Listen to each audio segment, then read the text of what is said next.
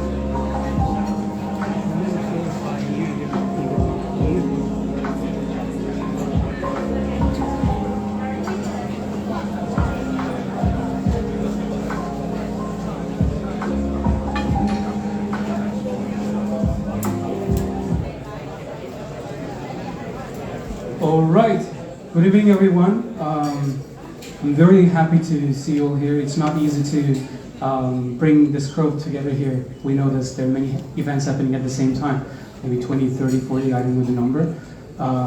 So thank you all for coming today. So today we're going to be talking about real-world asset tokenization. So hopefully this event is going to be very informative and educative for those who are interested in RWA. My name is Hakan. I am the Chief Marketing Officer of BG Trade, and we are organizing this event together with Block News. So again, thanks to all people who support us for this event to happen. So we have invited a bunch of speakers that are experts in their field. They're going to be approaching into RWA from different perspectives, talking about legal issues, legal challenges, some of the opportunities we do have with RWA, and also expectations in the coming 5 to 10 years. We have 5 speakers to have solo speeches, and then we follow with the panel discussion. And then right afterwards, we will have a chance to talk and do some networking. If you have any questions, you can find each speaker and ask them by yourself. So I think that's a very, very good opportunity. So I will start with my own. When it comes to me, I have been in this space since 2018. I have built many different projects in the field of NFTs, Metaverse, and a few DAO platforms. And I also co-founded a VC DAO called Tiger VC. So together with 18 other colleagues, now building BG Trade platform. So basically, to be able to understand BG Trade, we should understand first what RWA is. So by definition, we all know that it's transferring the ownership of an asset. It could be of a real-world asset. The assets that we see in the real world could be stocks, bonds, commodities of any types, right? Into digital tokens on a blockchain. So this is what it means by definition. But the question comes like, why do we need it? Why do we tokenize those assets? What are the benefits for us? What problems does RWA solve? So now I'll briefly touch upon all this. It's not going to be super technical, so I'll keep it very short because we have a lot of speakers today, so that they would also have a chance to talk. So there are a few things that we need to touch upon in terms of the benefits that we have by tokenizing this real-world assets, such as increased accessibilities, liquidity is one of the key parts, and global accessibilities. We're internationalizing it. I'll come to this by giving a few examples so that you guys can have a better understanding. But before this, I would love to share this statistics that is published by a well-known institution called Boston Consulting Group. I'm pretty sure you guys heard about this before. So here what we see is we're right here, 2013, and 0.6% of the total GDP is tokenized only by so far. So in the coming seven years, by 2030, so it's expected to be $16 trillion. It's actually a huge number. So when you consider the whole crypto space, you can check the coin market cap. I think we're now below even $1 trillion, right? If I'm not mistaken. So $16 trillion, and it's expected to be 10% of the GDP. So that's a very actually good reason, huge potential here. Another thing is the problems that we solve by tokenizing those reward assets. The first one is barriers to cross-region investment. What that means, just I'll give an example. You're a person from a particular country who wants to invest in any reward asset in another country. Let's say I'm Turkish and I want to invest in stocks in the US. Am I able to do this? Yes. I have to go through intermediaries, right? Third party. It's very demanding, costly, and there are many things actually. So there are many barriers between me and buying those stocks or any assets that I want to invest in. So by tokenizing it, we're actually solving this problem. So we are a platform called BG Trade. that is decentralized, where we bring asset owners and the investors together. So we want it to be as easy as you purchase Bitcoin, Ethereum, and buy and sell. We already actually done this with our own token called BGT. It is 100% backed by real world asset stocks that is listed on Hong Kong Exchange. It's actually one of the best examples I can give you. And the second thing is insufficient liquidity in a single market. That means, why do we need to limit ourselves in a particular market? Again, I'll give the same example, US. So if you want to invest in stocks, bonds in the US, you have to have an ID, right? Otherwise, you have to go through a broker. And again, it's costly, demanding, and many other challenges that I just don't want to get into too much details. Only US ID holders, well, we're talking about 400 million people, right? The population of the US. But consider the population, for whole countries across the world. There are 8 billion people living on Earth. Basically, you're blocking out those 7 point something billion people that they're not able to have an access to purchase and invest in those assets, right? It could be whether in the US, in my country, in your country, doesn't matter where. But why do we need to limit ourselves in a particular market? So this is another thing that we solve.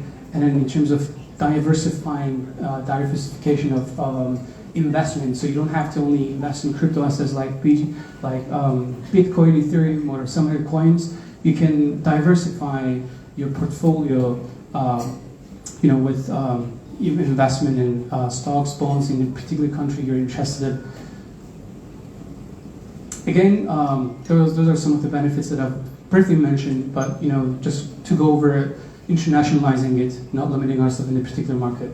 Regardless of what background you have, what country you're from, how much you have, doesn't matter. We don't have to know it, but you're able to do this by just going through our platform, or some of the platform that are building. And I've met a few people that are building they have also RW decentralized RW platform. That means it's already got recognition. And I know this personally. Many of my friends also started building such platforms and projects that are making it easy for people from any part of the world to come and join this. So another thing is 24/7. You can anytime buy and sell. Look at the exchange in the US, NASDAQ, New York Exchange, or any other country, doesn't matter where. From morning, from a particular time to another evening, maybe 10 hours, 8 hours, and you have to wait the other day. But here with the crypto market, by tokenizing it, basically you're able to buy and sell it 24/7. It's as easy as you buy any crypto asset that you invest. And probably you have done this before many times. Liquidity provision means, so we again, not from a particular country, but we're making it open and accessible to the whole world. Any person from Africa can buy a stock from the US. So they're basically just going through a platform, a decentralized platform like BG Trade. So as easy as, it's just with a distance of a click.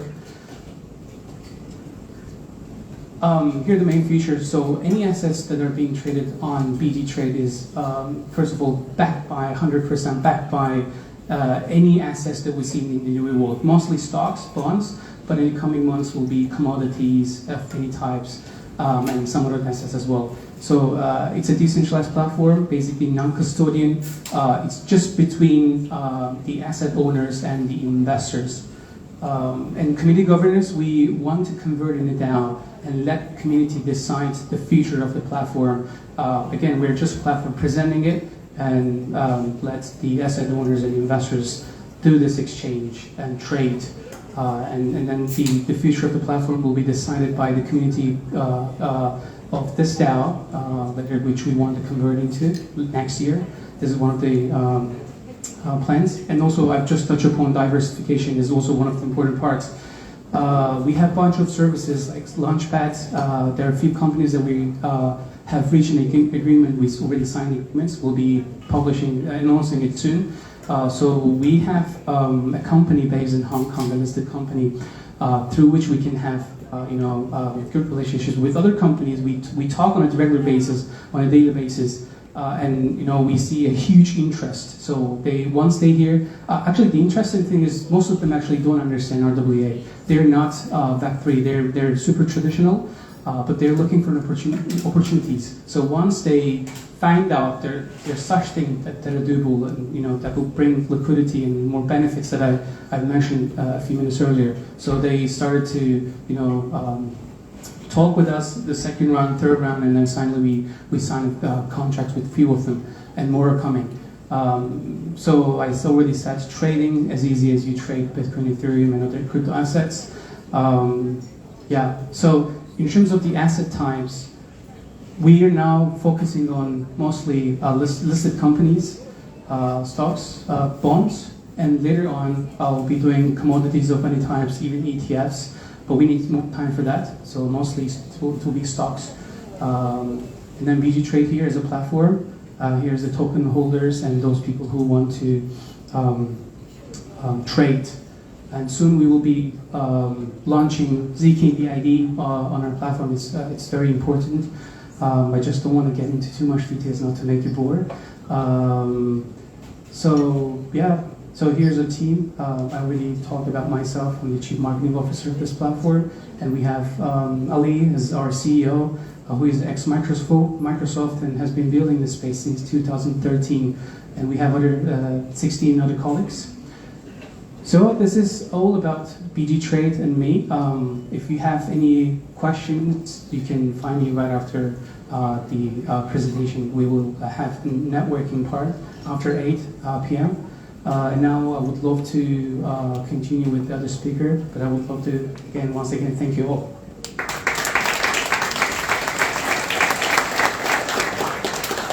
So the next guest, he's the CEO of EOS Network, so he'll be talking about Web3 and real-world assets, pioneering a new paradigm of ownership and trade, and also he will talk about all about EOS Network. So thanks for coming, and please join me welcome him.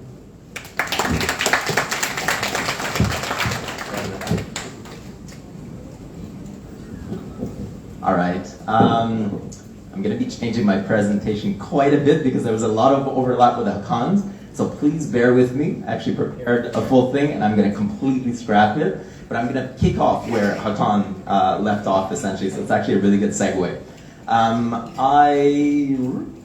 I've been in this space for 13 years now. I started trading and I guess mining Bitcoin in 2010. I've seen a lot of ups and downs in this space. So I've seen a lot of innovation. I've seen a lot of the trends that have come by, all the innovation that has come out of this space. And I've seen really this technology evolve over the last 13 years. So I'm the CEO and the founder of the EOS Network Foundation. EOS is Gen 3, Layer 1 blockchain, hyper-scalable. And our big focus is to position ourselves for what we believe will be the inevitable demand that is going to come to this space. So right now, the inevitable supply, the inevitable demand, that'll come to this space. So right now, this space arguably has more supply than it has demand. But with RWAs, as Hakan was mentioning earlier, there are tremendous opportunities that are presenting themselves as governments, as applications, as real businesses within this space, whether it be TradFi or anything else, are starting to build blockchain into their core software stacks to be able to open up the advantages and the features that come with blockchain. So I'm going to skip through all of this because basically Hakan did a really great job at explaining all of this, what this is, and instead what I'll do is, see, exactly same slide and everything.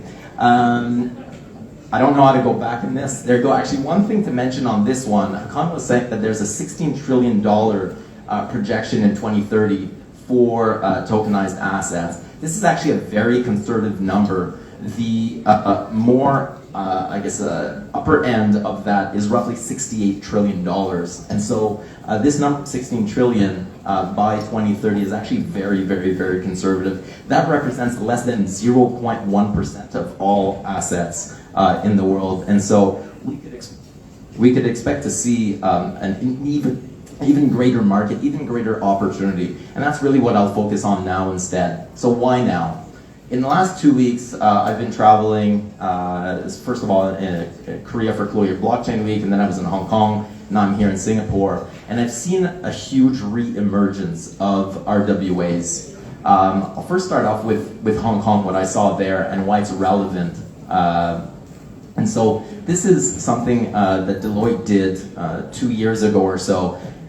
They did a poll of, I think it was roughly 3,000 participants to get a sense of how the businesses around the world, governments, large funds, high net worth individuals, family offices, etc., what they were looking at in terms of RWAs and what they were projecting in this space. So keep in mind this is 2 years ago, and when they were asking participants what timelines they were expecting for their own businesses to start tokenizing, more than 2/3 were saying in the next 1 to 2 years. We are at this 2-year mark now. Essentially. And what I'm seeing here is really being reflected in what I'm seeing on the ground, what I'm speaking with, whether it be with regulators or businesses, family offices, etc. They've been looking at this now for quite some time. And we're at that mark where they've been looking at it for so long that they're now in a position to actually launch some of these things. So the RWA landscape right now is much bigger than what it was just last year. It's more than quadrupled in terms of applications, in terms of services. So for example, like BG Trade, that offers a platform for users to be able to access RWAs, we've seen more and more of those pop up. Challenges. Before I get to challenges, what I want to mention is, I guess like I said, the opportunities that I'm seeing. So I was in Hong Kong last week, and I was meeting with government officials. And we were talking about how we can integrate RWAs into the daily lives of people, and how we can actually take the opportunity that RWAs present themselves into very real, tangible ways. So obviously RWAs are tangible assets, or they're representations of tangible assets, but we still have issues with how do we put them in the hands of regular people. And one of the big obstacles there is that the barrier to entry to regular people right now is still quite high. They still need to know how a blockchain runs. They still need to know what private keys and public keys are. And what we're seeing as a trend is that more and more platforms are abstracting that away from users. But even if platforms are abstracting that away from users, we still have a lot of regulational challenges. And for example, in Hong Kong, one of their approaches is instead of having industry create a use case and be able to leverage that use case and then face the regulatory challenges that come with inevitably that use case, whether it be, for example, the fractionalization of land in the Northern Territories.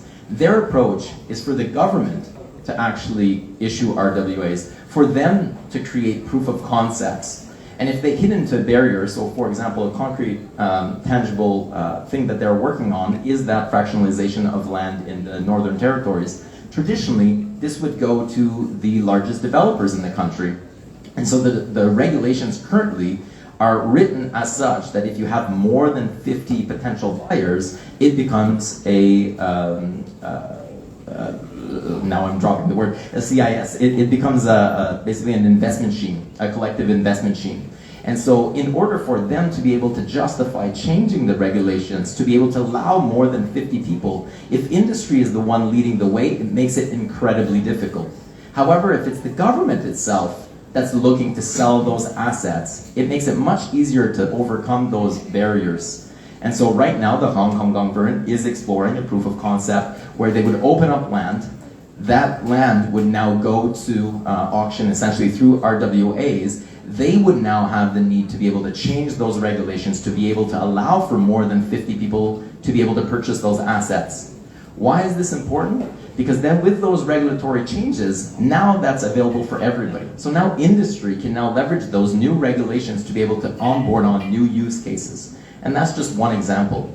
I was with a Thai delegation about 3 hours ago, and the Thai government, for those who've been following, has changed hands, has changed power in the last couple of months, and there's been a really big social change in Thailand in terms of political appetite towards integrating blockchain into their services. And one of the things that they're trying to do, same thing kind of on the RWA side, they're trying to give wallets and they're trying to give digital assets to over 40 million people. That represents obviously a lot of challenges. In order to be able to do this, there's going to need to be some changes in the industry, whether it be regulatory or whether it be tech. On their side, a lot of the challenges are less from the regulation point of view, because of the government in power and the way that the regulations work in Thailand. They can actually accelerate a lot of that. On their side though, for those RWAs, their challenges are on the tech side. Because they're so aggressive and because they have the mandate to be able to do this, their challenges are more on the tech stack. They need to have products that can accommodate the large level of demand that is going to be brought on the industry when they start tokenizing, whether it be healthcare services, land assets, whatever it may be within for example, the machinery of government. They're going to need to make real technical changes, and so they're partnering with industry to see how industry can help them move forward along. So these are very, very different challenges that people are seeing, but at the end of the day, we're still seeing this underlying appetite that started maybe 3-4 years ago in the RWA space that is coming to maturity this year, and I would say in the next 12 to 18 months. And this represents a tremendous opportunity for everybody within this room, whether you're a developer, whether you're an investor, or you're just somebody on the side that's looking to explore what else you can do in terms of a business. RWAs represent a massive opportunity, and if you're here and you're listening to this and you are interested in this space, getting in earlier is it's a huge advantage for you. Now the third challenge here is onboarding retail, so markets, onboarding institutions. So going back to this idea of abstracting away the blockchain layer from those that would inevitably use those services. So we've got platforms like BG Trade that are obviously doing this, right? They've got a platform there. The idea is to be able to democratize, open that up to more and more individuals. And we're seeing more platforms like this that are being developed to be able to essentially cut the middleman, but also cut all the technical barriers that exist to even be able to access these services. And so this is the third pillar that's really important right now that I'm seeing a lot of developers, a lot of businesses focus on. It's basically the rails. The industry, individuals on the other end, the majority of people, they're not really interested in RWAs necessarily because of the blockchain component. They're interested because it opens up new opportunities for them. Governments are even seeing this as a means to be able to generate extra revenue. The people that are really in the tech space, they might really be interested for the extra security features and in the underlying benefits that blockchain provides. But realistically, if this is going to reach mass adoption, the majority of people do not care about blockchain. They don't really care about what's running under the hood. What they care about is that the product that they're accessing gives them more value, that it's cheaper, it's easier to use, that it provides extra value that it currently doesn't provide right now. And this is the third part, is what people are focusing on a lot that I'm seeing. So with all of this, that's pretty much the end. Thank you very much.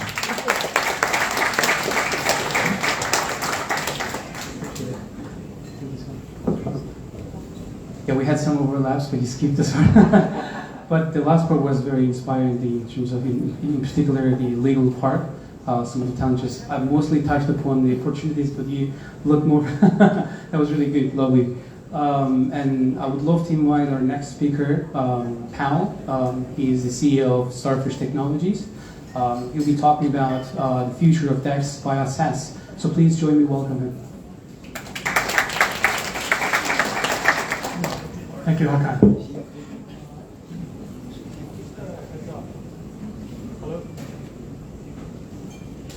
Hello. Just a heads up, the product that I'm about to share with everyone here is not an RWA. And it also probably will not be as colorful as some of the projects that we're used to seeing being launched around 2049. However, my team and I, we always believe that stable software and solid services has value regardless of what industry we're currently in. Now, I'm the leader of Starfish Technologies. Very few people here would have heard of us.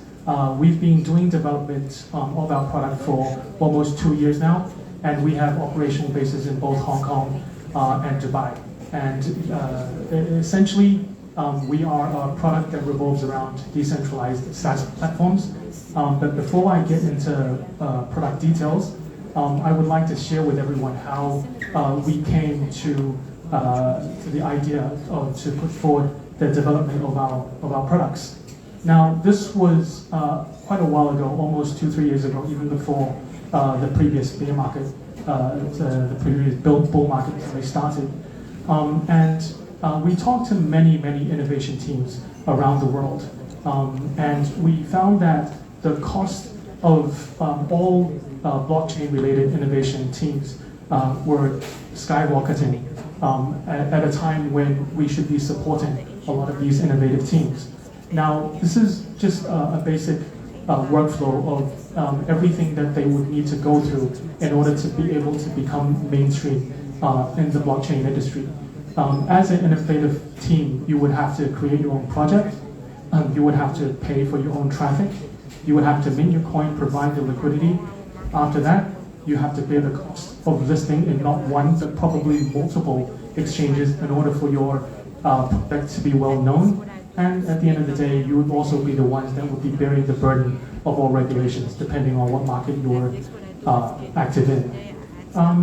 And after you bear all this, surprisingly, if you're still alive, what do your users actually see? Now, we in blockchain all know about marketing, and we understand that the tip of the sort of marketing value pyramid, branding, is the most valuable. Most of the users that will be attracted into large exchanges, they will be seeing the brand of the exchange and not the brand of the actual innovation team that created the channel to pull the traffic into the exchange. Now, so we see a lot of inequality here, and our product hopefully is able to solve this and will be able to cause some disruption in our own little niche of the market. Now, yes, a lot of you here would know about SaaS solutions. We're not the only one in the market with such products to offer. We've done extensive research, talked to really countless innovative teams. But not only this, we've done a lot of research with buyers of SaaS platforms for exchanges that have actually failed. And we know that one of the main reasons, the main pressures that these not so successful SaaS crypto exchange operators have had is the cost of development, or the cost of maintaining the exchange after the purchases are actually being made. So these three essential features we've been building into our own SaaS platform from the very beginning. Well, first of all the users that our clients will have, they will have access to all the essential traffic portals that any other large exchange will have. Obviously, all the apps, H5s, websites. In addition to this, all the functions within our SaaS platform will be to par, at least, with all the international exchanges you see out there, including spot trades, contracts, etc. And I think the most important part is, from the very beginning, we've built in functions that will ensure that our clients do not need an active tech team. You will be running your own crypto exchange, a decentralized crypto exchange, and you can have 0 technicians to support this, because we will be doing all these services for you. Now, in addition to what I just mentioned, remember what I said about the value pyramid. So from the very beginning, our marketing teams will be helping our clients build their own brand. In addition to essentially a coin or some other innovative brand that you have, it can be linked, it can be a complete separate brand, but you will obtain all the marketing value of your crypto exchange if you do work with us. That will be built in, and it will be very individualized from the very beginning. From the get-go, we understand this is not just a B2B sales initiative. This is something we need to focus our attentions on, B2B2C. It's only when we are able to manage and serve the users of our clients will this project actually work. So we have an extensive team that will train your customer service staff, that will test your customer service staff, that will give you reports on how they're doing. And also, this goes without saying, 24 hours a day, 7 days a week, our technicians will be online viewing every single SaaS client to make sure all their systems are operational. Now, in addition to just purely selling SaaS, we belong to a larger ecosystem, and every single one of our clients will enjoy the benefits of this ecosystem. Now, we'll be providing traffic support, liquidity support, and globalization support. Because we don't have that much time here today. What does globalization support mean? That means that if our clients at the moment, they're from regions that do not have that much regulatory clarity, we have a one-stop service that will ensure that they can come to regions in the world where we can set up companies for them, get them licenses, etc. Especially with our sort of base in Dubai for the last couple of years. So many of our clients will enjoy these services as well. Now, our largest user at the moment is MetaTDEX. This has been, as I said, almost 2 years in the making. This is a platform that probably a lot of you will know that ranks top 10 on the Llama. And on its best days, we've also pushed for top 4. So any test, any stress test, our systems have survived and have become much stronger. So, and of course, with the data we've collected over the months with MetaTDEX, we'll be able to show this to our clients and make sure they get the same kind of revenue streams and the same share a lot of data with them. Now, this is just a brief overview of the functions that our SaaS will provide. So essentially, the 1.0 version is already online. Everything to do with spot trading is now active. And our 2.0 version will be online sometime in October, and that will include all contracts and other functions as well. But obviously, if you want to know more about functions, please contact us after the talk. So that's all for me today. Thank you, Hakin, for giving me a few minutes. This is my team. David is here with me today, who's in charge of international divisions. So thank you very much for your time. Thank you, Paul. That was really lovely. I'm pretty sure many people have many questions in their mind, and you can get connected with him right after we're done with the panel. So we will have 2 hours long networking part. I think this is the best part of this event. So I would love to invite the next speaker, Wayne, but we had a last-minute change, so he'll be replaced by Stacy. He's the business development manager from MIIX. Please join me in welcoming her.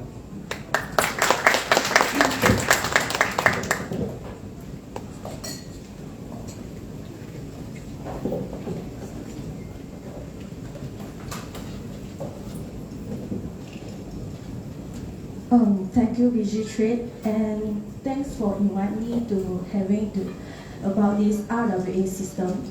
And my name is Stacy. I'm gonna represent Mixed Exchange, which today I'm gonna discuss the present situation and future of RWA. Firstly, RWA we also pronounce as real-world asset and have been on our radar since 2017. This asset encompasses tangible and intangible assets in the physical world. The tokenization of RWAs allow us to bring this off-chain asset onto the blockchain, opening up the new opportunities for composability and potential across various fields.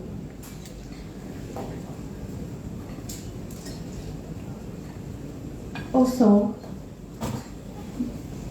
this is the RWA ecosystem thriving with increasing user adoption and the participation of large institution players.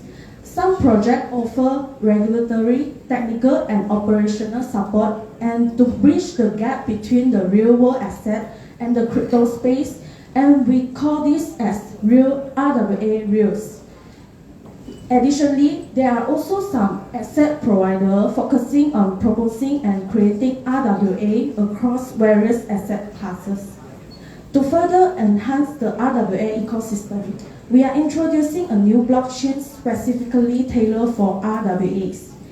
This blockchain will facilitate the securitization and tokenization of real-world assets, ensuring compliance and security for both investors and issuers. On the screen, you can see there's our asset providers in our different fields. And this is now of the present situation of our RWA development, and we also have some capitals and entry of the institution. There are also some gradual opening up of the region that's in the Hong Kong. The future of RWA blockchain holds tremendous promise and potential, which is increased liquidation, expansion in the global market, and transparency and security.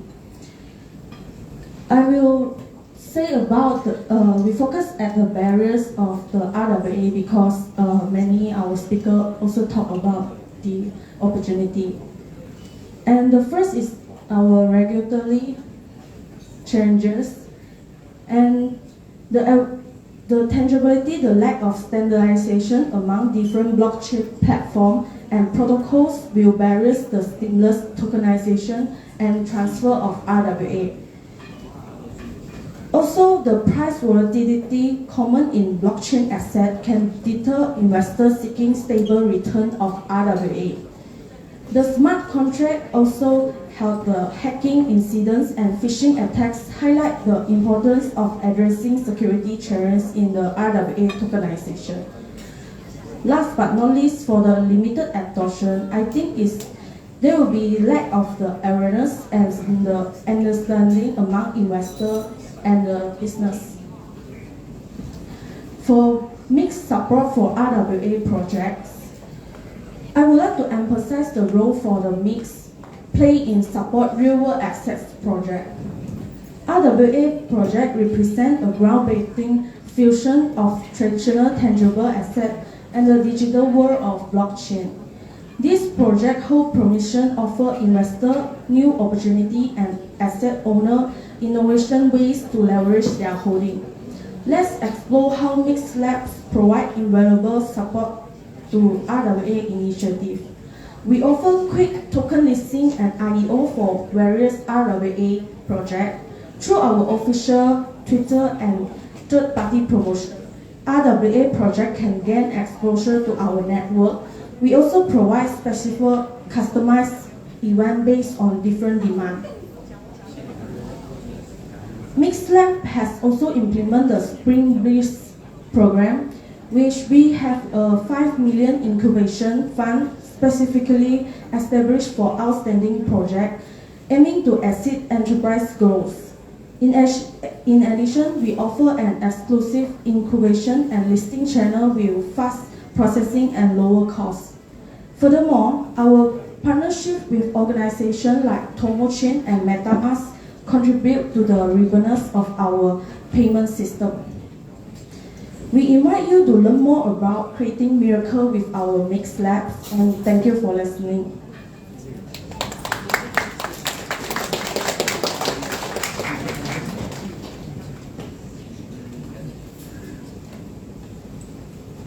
Thank you.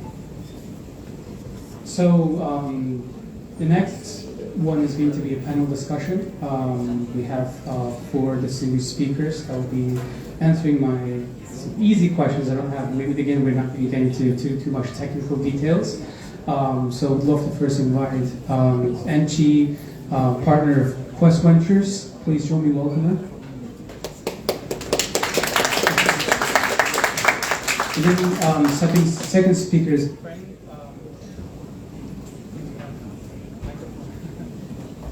Second speaker is Frank, CEO of XHash. Please welcome.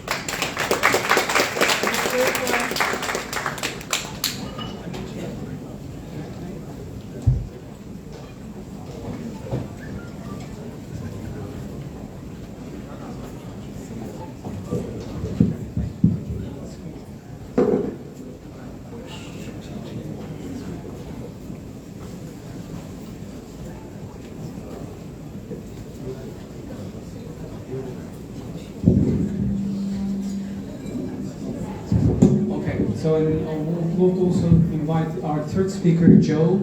He's the CFO of Hashrate Asset Group. And lastly, a good friend of mine, Pushkar.